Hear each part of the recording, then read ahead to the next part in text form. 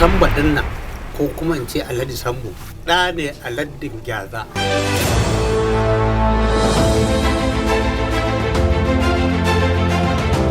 Kuma ɗa ne a laddin Goraki. Kuma sannan ɗa ne a laddin Fawwa. To ina ba ku labari dukkan laddunan nan guda 4 da kuka ji. To su ne suka haɗa suka zama karaɗuwa.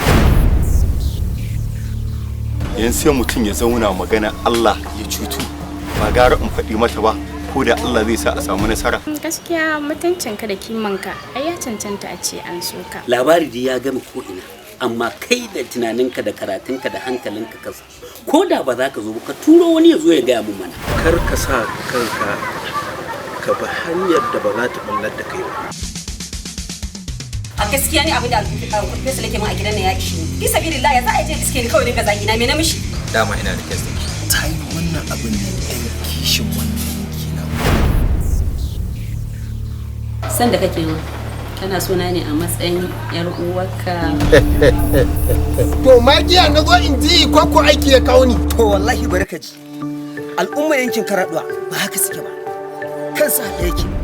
Kuma suna mutunta junansu sannan suna tausayin yan uwansu. To ni da na ba su hakuri amma sun yi hakura. Musulunci fa za mu haɓaka.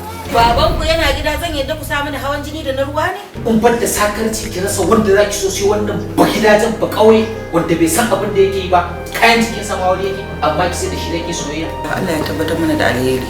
In tatsuniya ce dan Allah ki dakatar da ita haka. Dan Allah. Abin da yake faruwa tsakanin Karaduwa da Fesa shi ya kawo wannan. Kun yara matasa wanda suka yi karatu. To shi ya sanya wancan kiran da kake na shekarun baya a sa yara makaranta.